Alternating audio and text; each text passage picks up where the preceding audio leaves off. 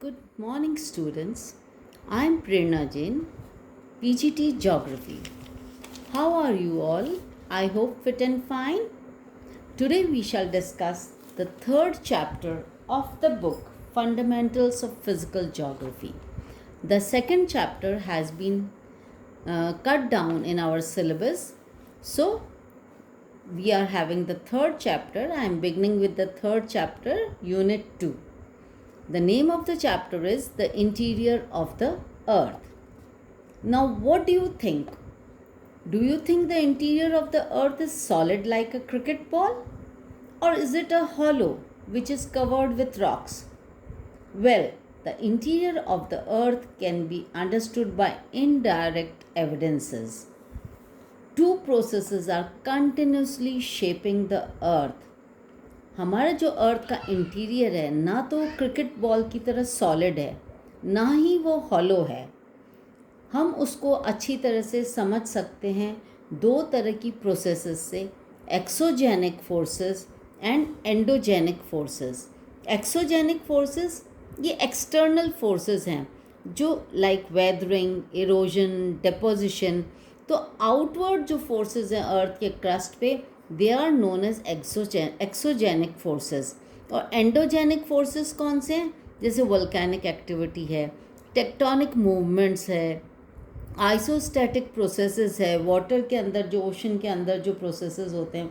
तो इन सब से हम अर्थ के बारे में समझ सकते हैं।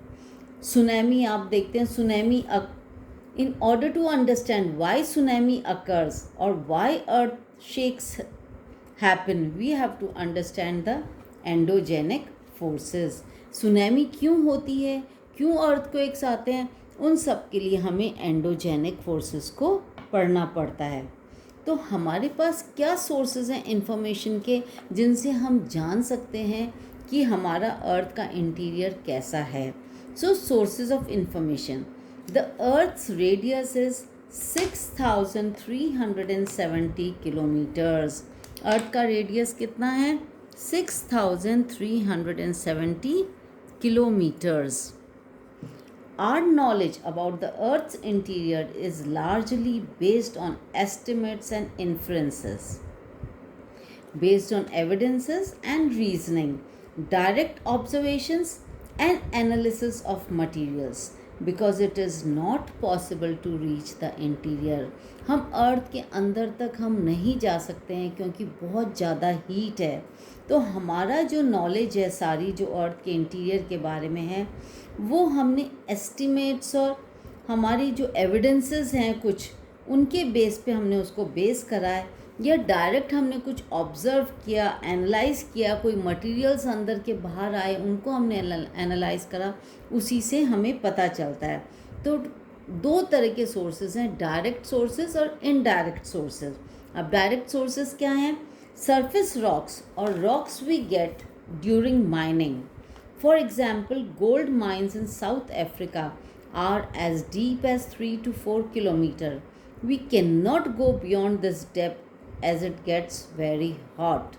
तो पहला डायरेक्ट सोर्स क्या है कि जो हमारी सरफेस रॉक्स है या जो रॉक्स हम जब माइनिंग एक्टिविटीज़ करते हैं तो उस समय जो रॉक्स निकलती है वो हमारे लिए एक इम्पॉर्टेंट सोर्स ऑफ इंफॉर्मेशन है। जो साउथ अफ्रीका में फॉर एग्जांपल जो गोल्ड माइंस हैं वो हम उनको सिर्फ 3 या 4 किलोमीटर की डेप्थ तक ही हम उनमें जा सकते हैं, उसके बाद जाना इम्पॉसिबल है because it gets very hot. This shows that the interior of the earth is hot. Second, scientists have also taken a number of projects such as deep ocean drilling projects and integrated ocean drilling project. The deepest drill at Kola in the Arctic Ocean. It is in the Arctic Ocean. It has so far reached 12 kilometers. कभी कभी scientist कोई ऐसे projects भी लेते हैं जिसमें वो लोग ओशन फ्लोर की ड्रिलिंग करते हैं। तो ऐसी जो डीपेस्ट ड्रिलिंग हुई है वो कोला में हुई है आर्कटिक ओशन में, और वो 12 किलोमीटर्स तक ही की जा सकी। These projects have provided a lot of information through the analysis of the materials collected at certain depths. In projects से हमें बहुत इम्पॉर्टेंट इंफॉर्मेशंस भी मिली है। तीसरा है volcanic eruptions. They are an important source of information. The magma that is thrown out is used for laboratory analysis. जो hot magma जो lava के टाइम निकलता है, जो लावा जो निकलता है वोल्केनो के समय, वो बहुत इम्पॉर्टेंट सोर्स है लेबोरेटरी एनालिसिस के लिए. अब नेक्स्ट है हमारा इनडायरेक्ट सोर्सेस कौन से हैं. पहला है analysis of informations derived from mining activity. It tells us that temperature and pressure increase with depth. More the density of matter also increases. Temperature बढ़ता है, प्रेशर बढ़ता है जैसे जैसे अंदर जाते हैं, साथ में डेंसिटी भी बढ़ती जाती है. Knowing the total thickness of the earth, scientists have estimated the values of temperature, pressure and density of materials at different depths. कि हमको हमारे अर्थ की डेप्थ पता है, थिकनेस पता है, उसके बेसिस पे हम सारे अपने जो भी इंफॉर्मेशंस है, जो भी हमारे एस्टिमेट्स हैं, वो उसके ऊपर हमारे बेस्ड रहते हैं. दूसरा इनडायरेक्ट सोर्स क्या है? तो it is another source of indirect information are meteors. Meteors are solid bodies made up of similar or nearly same material as our earth. Thus they become an important source of analysis about the interior of the earth. तो meteors एक another important source of information है हमारे लिए, क्योंकि meteors उसी material के बने हैं जिसका अर्थ है. तो जब मीटियोर्स हमारी पृथ्वी पे गिरते हैं तो वो हमारे लिए एक इम्पॉर्टेंट सोर्स ऑफ इंफॉर्मेशन है about the structure of the earth. Second, the other indirect third is the other indirect source of information include gravitation, magnetic field and seismic activity. तीन और क्या चीज़ें हैं important? Gravitational pull, magnetic field and seismic activity.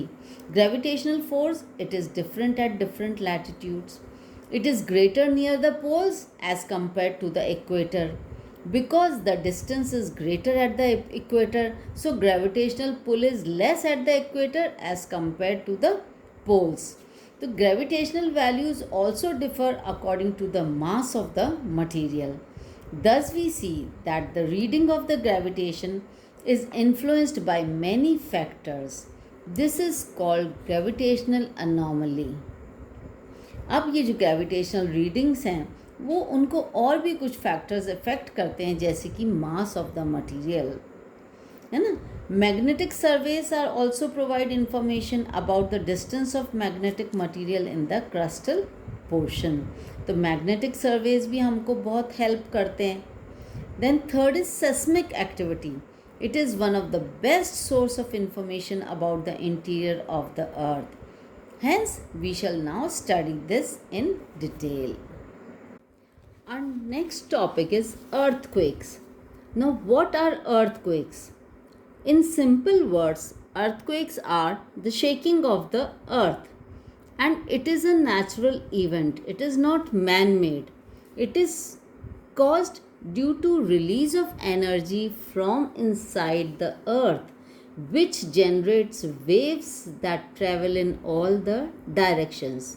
So the study of seismic waves, it provide a complete picture of the interior of the earth. Okay, so earthquakes are, in simple language, just shaking of the earth that occurs naturally. Now, why does the earth shake? What makes earthquakes happen?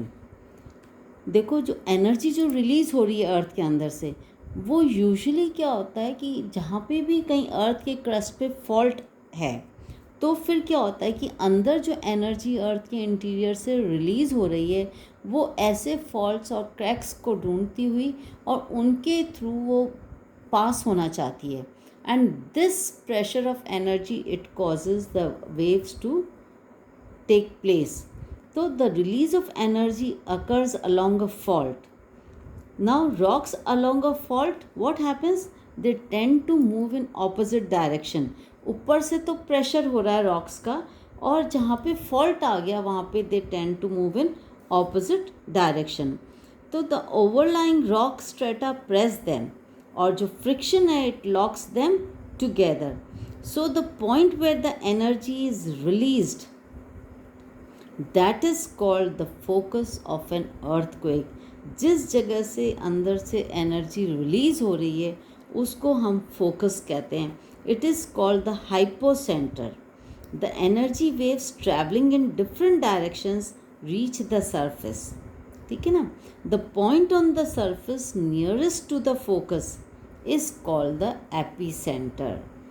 तो focus तो वो है area, वो point है जहाँ से energy release हो रही है अर्थ में से.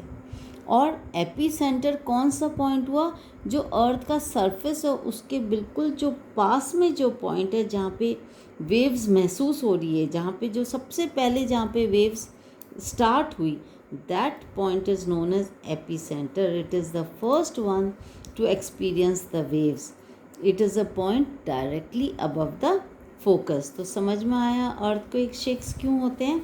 अब अर्थक्वेक वेव्स, जितने भी अर्थक्वेक्स होते हैं वो सब लिथोस्फीयर में होते हैं. लिथोस्फीयर कौन सा एरिया होता है, जो 200 किलोमीटर्स का क्रस्ट से लेके 200 किलोमीटर्स की डेप्थ तक का जो एरिया है, उस एरिया में earthquakes they take place.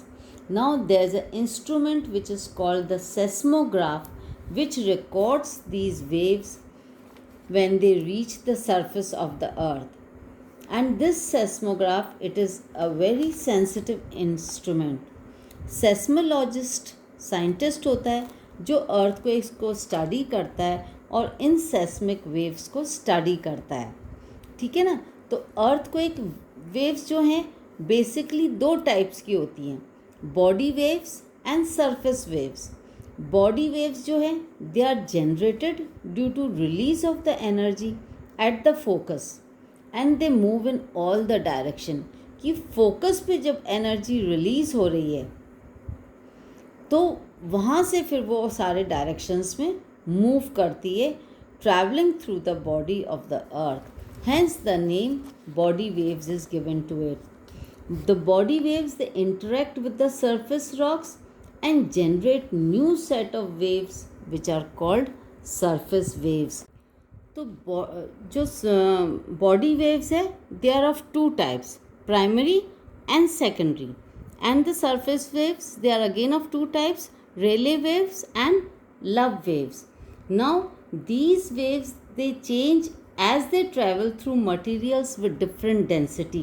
different density के material में इनकी speed भी different हो जाती है. The denser the material, the higher the velocity, and their direction also change as they reflect or refract when coming across materials with different density. तो density से इनकी speed, इनकी velocity, इनका direction change हो जाता है ना. तो अभी मैंने बताया आपको कि बॉडी वेव्स जो हैं वो दो तरह की हैं, primary waves and secondary waves. जो प्राइमरी वेव्स है they move faster and are the first to arrive at the surface. That is why they are called primary waves. अब primary waves हैं they are similar to sound waves and they travel through gaseous, liquid and solid materials. जो primary waves की सबसे बड़ी quality है वो ये है कि वो gaseous, liquid और solid materials में से पास हो सकती है, जबकि secondary waves they arrive at the surface with some time lag. थोड़े टाइम के बाद वो पहुंचती हैं सरफेस पे. That is why they are called secondary waves. An important fact about secondary waves is that they can move only through solid materials.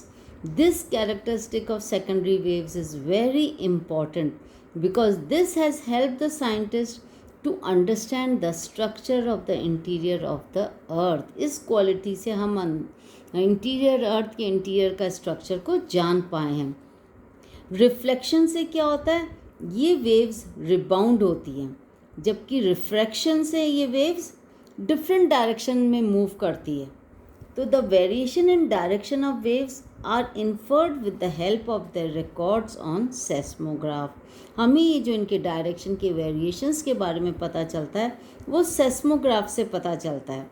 The surface waves are last to report on seismograph. तो surface waves हैं वो सबसे last में आती है seismograph पे, and these waves are the most destructive. They cause displacement of rocks, hence collapse of structures occur. Surface wave से सबसे ज़्यादा नुकसान होता है, सबसे ज़्यादा प्रॉब्लम्स अकर होती है. Next is propagation of earthquake waves. By propagation I mean movement of earthquake waves.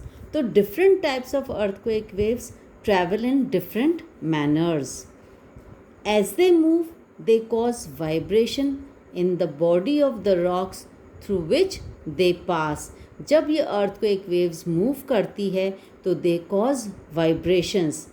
जैसे कि primary waves है, they vibrate parallel to the direction of the wave. They always have a parallel movement. Other three waves, they vibrate perpendicular to the direction of the movement of the waves. The direction of vibration of S waves is perpendicular to the wave direction in the vertical plane. S waves का always perpendicular movement ही होता है जब वो move करती हैं. So surface waves, but surface waves भी जो हैं वो उनका भी परपेंडिकुलर होता है, but they are considered to be the most damaging waves. Okay, so what is the movement? Did you understand this children? Now next is emergence of shadow zone. हर एक अर्थक्वेक में एक शैडो जोन होता है, एक zone होता है जहाँ उसका अर्थक्वेक का कोई भी इफ़ेक्ट नहीं होता है. तो अर्थक्वेक वेव्स जो हैं they get recorded in seismographs located at far off stations. जो अर्थक्वेक वेव्स हैं उनके बारे में हमें सेस्मोग्राफ के थ्रू पता चलता है कि किस इंटेंसिटी से अर्थक्वेक आया और क्या कहाँ पे उसका इफ़ेक्ट फील हुआ. तो therefore there exist some specific areas where the waves are not reported. कुछ ऐसे एरियाज़ भी होते हैं जहाँ पे वेव्स आती ही नहीं है, उनका कोई इफ़ेक्ट नहीं होता है. This zone is called the shadow zone where no effect of the earthquake is felt. तो the study of different events reveal that for each earthquake there exists an altogether different shadow zone. जब हम इनको detail में study करते हैं तो हमें पता चलता है कि हर earthquake का एक different shadow zone भी होता है. It has been observed that seismographs located at a distance within 105 degree from the epicenter recorded the arrival of both primary and secondary waves. ऐसा ऑब्ज़र्व किया गया है कि सेस्मोग्राफ्स ने जो वेव्स थी उनको रिकॉर्ड किया 105 डिग्रीज़ एपी सेंटर से 105 डिग्रीज़ तक इन वेव्स को फील किया सेस्मोग्राफ ने. Primary waves and secondary waves. Primary waves were felt till 105 degrees, then again after 145 degrees again these waves were felt. The effect of the waves was felt, but the secondary waves, their effect was felt only till 105 degrees from the epicenter. This knowledge we get through the seismograph. This area in the primary wave area, this is shadow zone, and here this is the shadow zone. The shadow zone in the secondary wave area is larger as compared to the primary wave area. Okay, so the